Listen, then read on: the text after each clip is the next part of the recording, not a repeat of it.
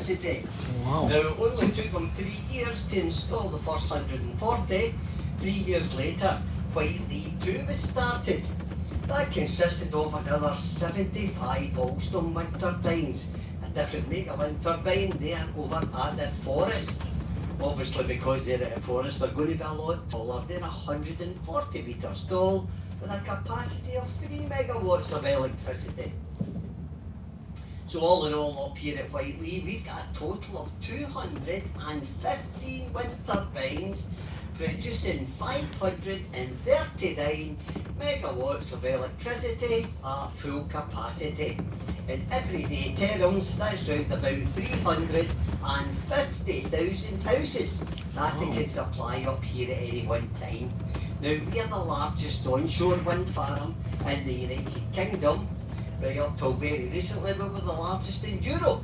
We've now been overtaken by Romania, Norway, now Sweden.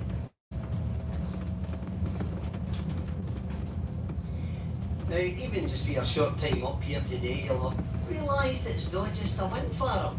People come up here for walks, walking dogs, riding bikes, riding horses. Oh, it all happens up here at Whitelee. Away up the right hand side and amongst the trees, we've got what looks like pods, but those are actually picnic shelters. They're pointing in different directions because more often than not, when you come up here to Whitelee, it is either very windy or very wet or more than likely both. So if you've got a wee picnic, there's always a shelter for you to go into without getting blown away. Right next to the picnic shelters, we've got 3 mountain bike trails.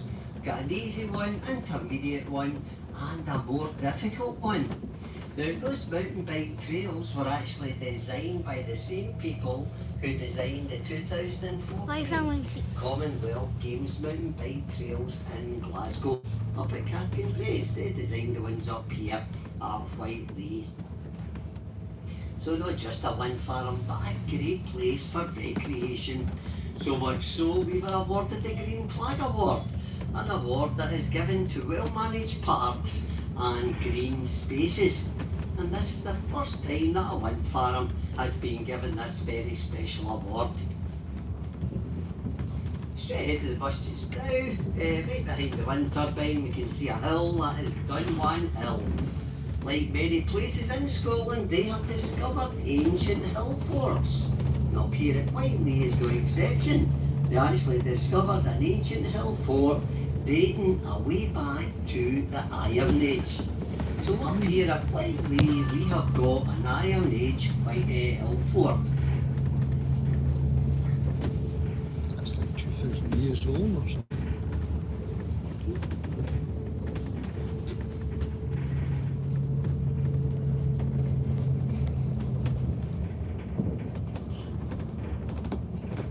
Straight ahead of the bus just now, we can see some water. That is Loch Goyne, just one of over 30,000 lochs and lochans in Scotland. And behind that is the forest. Now that is where the taller wind turbines are, but looking at them from here, they look exactly the same. It is only when you're up closer to them, you notice there's a few differences. Like those ones here, the Siemens wind turbines, they actually get narrower at the top. And when the engineers come to service or maintain the wind turbines, which is every 5,000 hours, once they go through the door, they have then got to climb 160 steps right to the very top. And that is before they even start their work. However, over at the forest with the Alstom wind turbines, once they go through the door there, they can then step onto a 2-man lift and get taken straight to the top. Far better idea in my books, that one, that's for sure. It actually takes a really fit engineer over 20 minutes to climb from the bottom up to the very top. Then his day's work ahead of him once he gets there.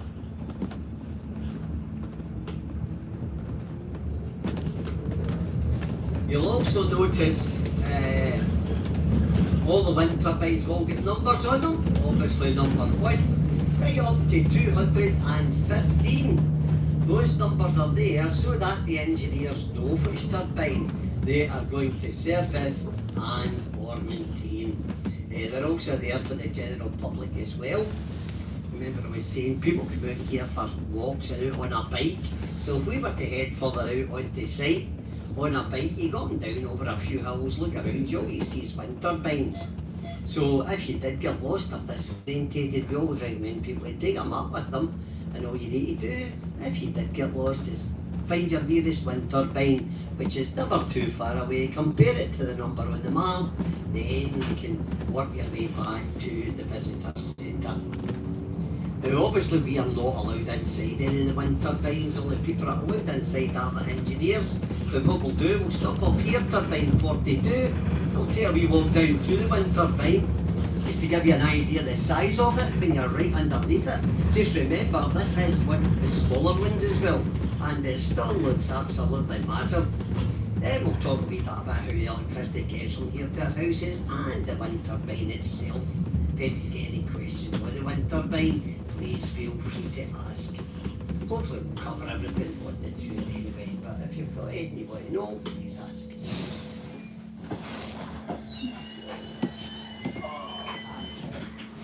So we're going to see it. Okay. Yep. Let's go and see it. Let's go and see it. Whoa.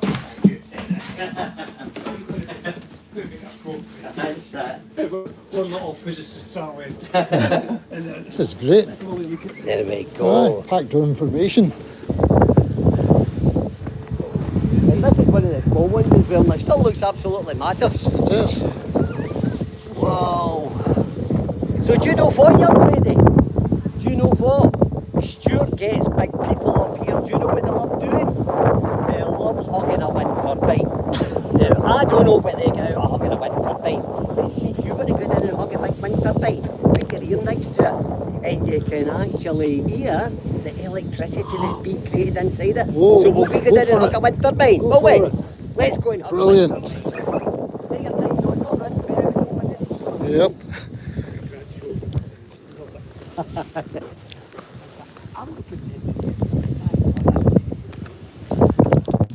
Woohoo. Right, photograph.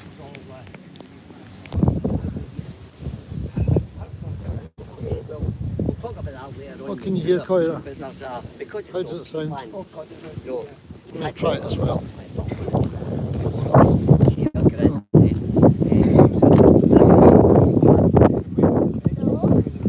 Can you hear electricity? How does electricity sound?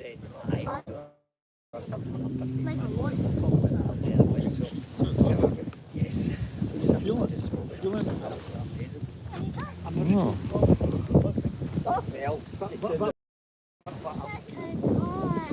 Sprite. Cheerwit, here we go. We're at number 42.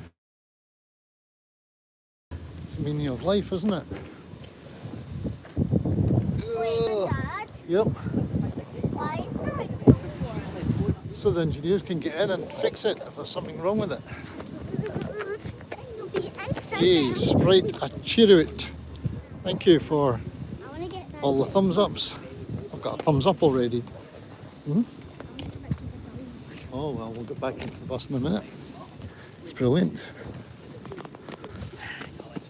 When you get a clear day? This is over. Oh, it's over. The plane is over 30 square miles. Wow.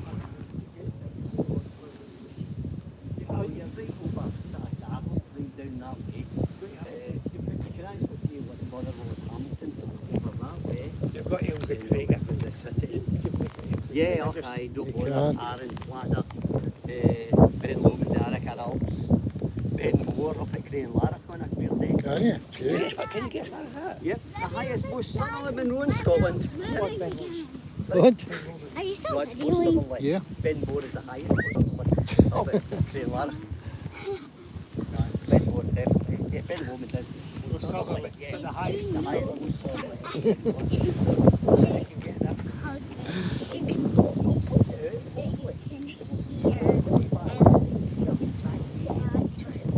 Yeah. I find it hard to get my ear flat enough to the column.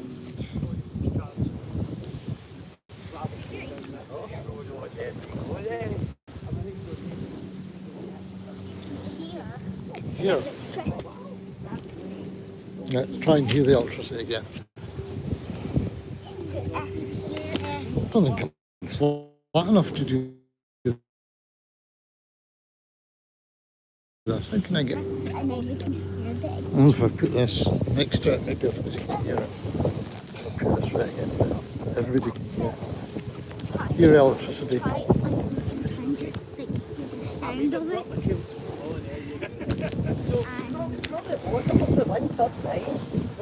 it. Do you think the bit at the top looks a wee bit like an aeroplane? It does a wee bit, doesn't it? And a helicopter on the side. That's got a fancy name. You're doing it. You're going as fast as those wind turbines. So the bit at the top is called the nacelle. Right at the front of the nacelle, the pointed bit, the nose cone, will always point towards the wind. When the wind changes direction, the whole nacelle will turn round. That's called the yaw. So behind that we've got a blades, a gearbox and a generator. 690 volts of electricity created, which comes down the tower into the big green box behind us. All those Siemens wind turbines have got one of the green boxes, a transformer. As it transforms 690 volts to 33,000 volts, easier to pass underground over to the Craig where the substation, just outside East Kilbride, a pretty mile on the roadside. From there it's 275,000 volts out through the national grid, reducing power through various substations till it gets to houses. So in simple terms, that is how the electricity gets from the wind farm straight to our homes. So away over on the left-hand side, away in the distance, we can see a few buildings over there. Well, there's a wee one lot going farm. The sandy-coloured brick buildings, the middle are the engineers' workshops, and the insignificant shed-like building nearest us is the most important building up here at Whitelee. That is the control centre. Now that is not just the control centre for Whitelee Wind Farm, but that is the control centre for all the wind farms owned by Scottish Power Renewables in the UK and Ireland, which are well over 40 of them at the moment. Now that is manned 24/7, every minute of every day of the year there's someone working in that building. Now they any wind farm we own, pick out a wind turbine, find out how much electricity it's producing, find out what it's forecast to produce, or if there's any faults in the wind turbine, then we get the engineers up to repair it. They also monitor the weather, and as you can imagine up here over the winter time, we get lots of snow and ice up here, so they've got to be very mindful of the weather. But the most important job they've got is managing the electricity. Now, it's manned 24/7, they're in constant dialogue with the weather forecasters and the National Grid. And if the National Grid were to say they require X amount of electricity, they have got to work out if there's enough wind forecast to supply the National Grid with the electricity. And if there was enough wind, they can't just sell it to them, they've got to bid for it. Because our National Grid is basically a big stock exchange. Why electricity is so expensive? We're competing against oil, gas, nuclear, coal, what's left of it, and ourselves. And if we were to bid for it, we would get it. Because this is one of the cheapest forms of producing electricity at the moment. When the bills come in, that's a different story, but to produce it is. So whatever they say to the National Grid they can supply, they must be able to do so. 5 years ago, from the northeast of England right down to Birmingham, there was a complete blackout, and that was a miscalculation from a renewable energy company. They said to the National Grid, yes, we can supply you with that electricity. When the time came to pass it over, there wasn't any wind, so they couldn't pass anything over. So obviously that company get fined for that, because it was too late to fire up power stations and get electricity from elsewhere. So a very important job they've got at the control centre. Now I've been asked many a time why this wind farm is stuck away up the top of this hill. Well, for a start, Scotland is the windiest country in Europe. This site was designed 300 metres above sea level to catch the wind coming from the west. Built on 12 arrays, straight ahead of us, we've got the good view of Isle of Arran today. We've got the Clyde Estuary, joins Irish Sea, beyond that Northern Ireland, the Atlantic Ocean, then America. And this was designed 300 metres above sea level to catch the wind coming straight across the Atlantic. It's actually coming from the south, the wind this afternoon. But it's a perfect place for the wind farm up here at Whitelee.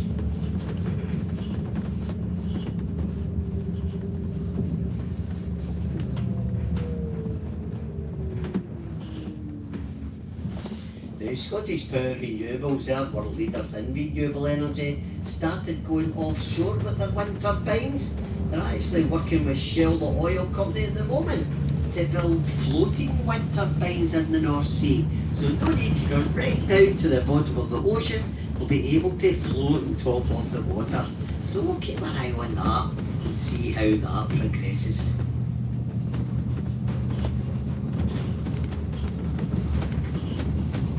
Earlier on I was saying there's no lifts in those Siemens wind turbines, so we can just imagine if the engineers needed any tools and equipment up in the nacelle, they obviously couldn't carry them up, they're far too heavy. So what happens is the nacelle, it opens up like a big shell, and from the back of it there's an electric hoist that comes down with a big basket. So any tools and equipment that's needed up in the nacelle, they can set up on an electric hoist.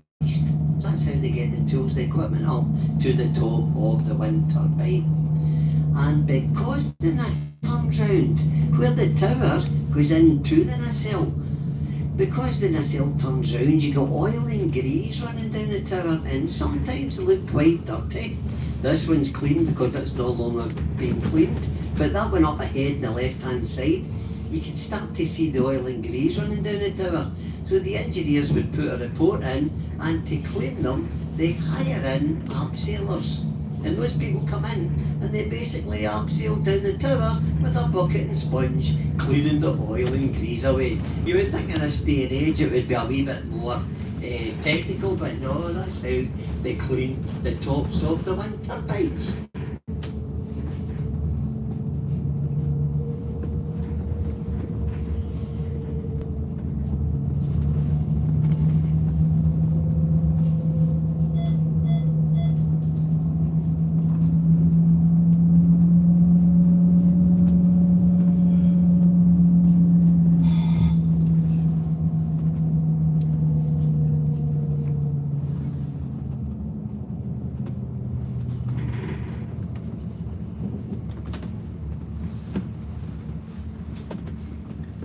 On a clear day, away over to our left, you can actually see Ben Lomond, the Arrochar Alps, and up as far as Ben More, but obviously today it's a wee bit cloudy.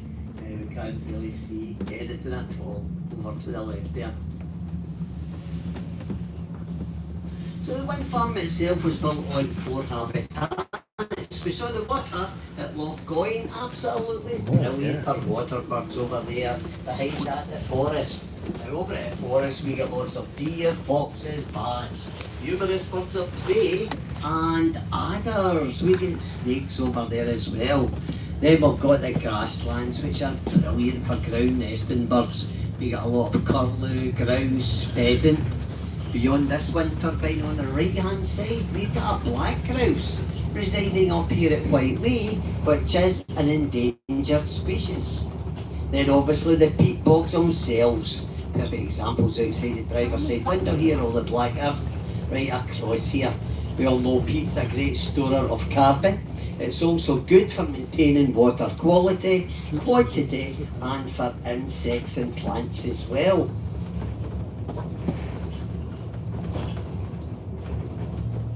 Now one of those wind turbines that weigh just under 300 tonnes, so you can imagine putting that right in there, people sitting at the top all over.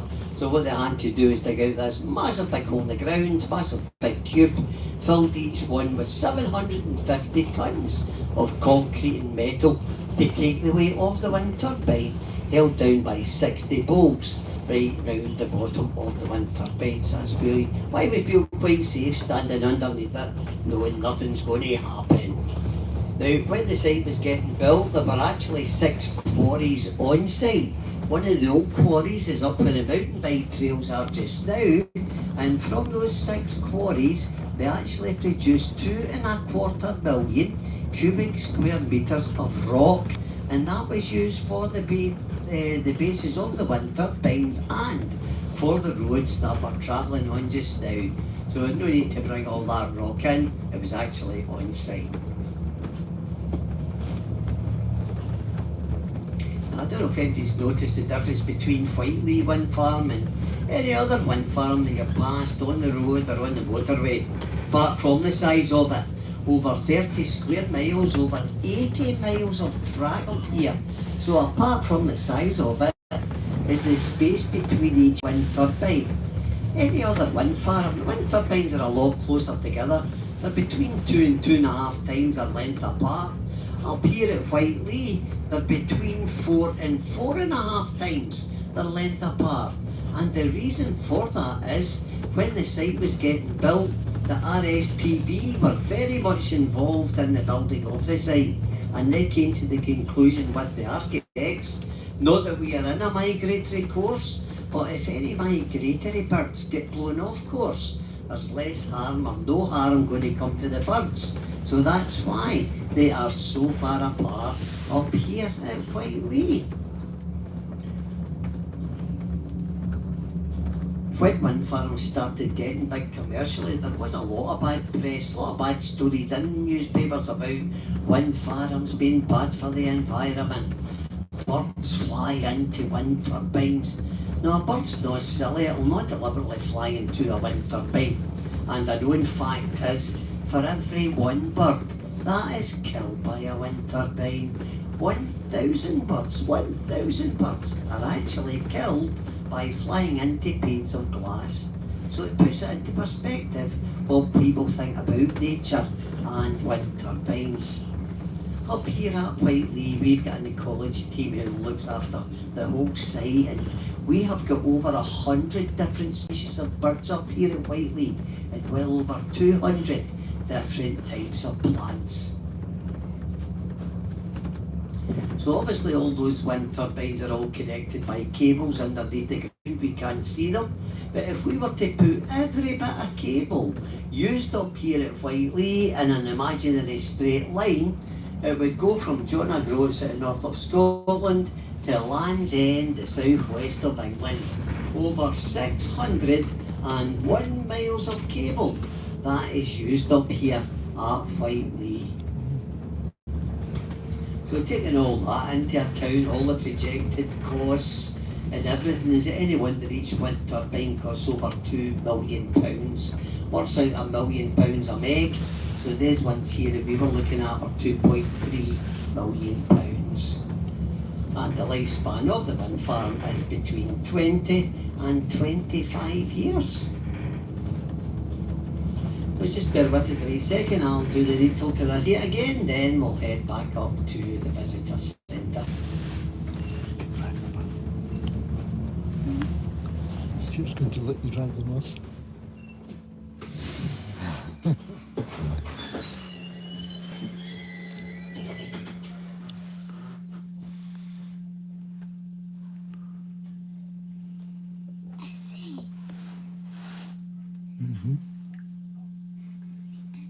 But is he actually? Well, I think he'll maybe let you sit in the seat and try things. Don't think he'll be allowed to let you make the bus go along unless you've got a licence. Have you got a driving licence yet? No? Well, you need to wait.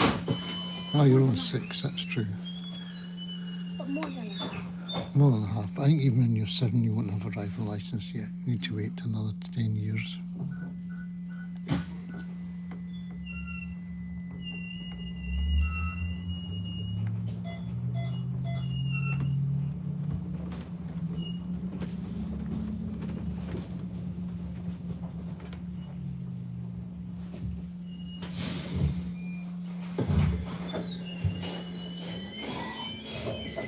Yeah, for all the dog walkers.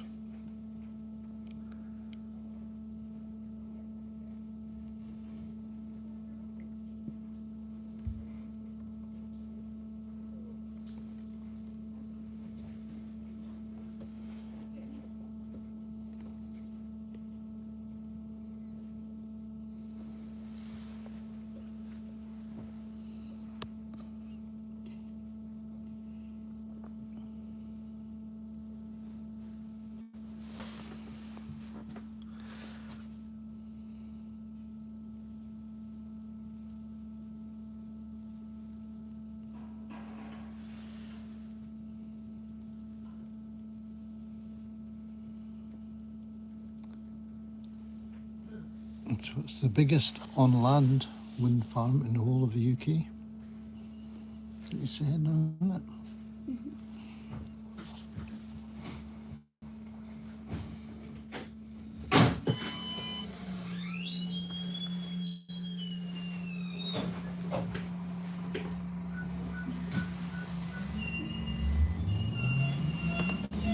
I hope so you enjoyed your tour and your time up here at Whitelee.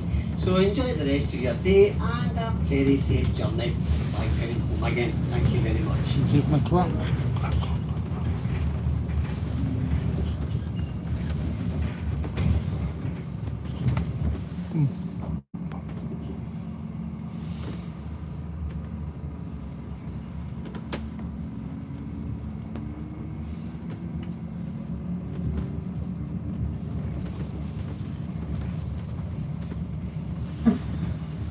Good activity centre here as well. So if you're coming with kids, you've got a good cafe, you've got an activity centre, you've got this bus tour.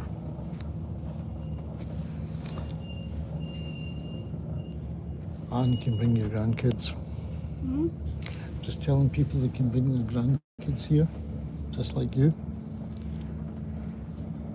And you can buy transfers. Word transfer. What are Tattoos. We used to call them transfers when I was small. That's good.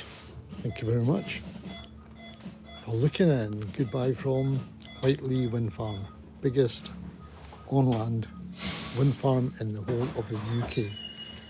Don't forget to subscribe, click a like and so on. Thank you. Have a good day.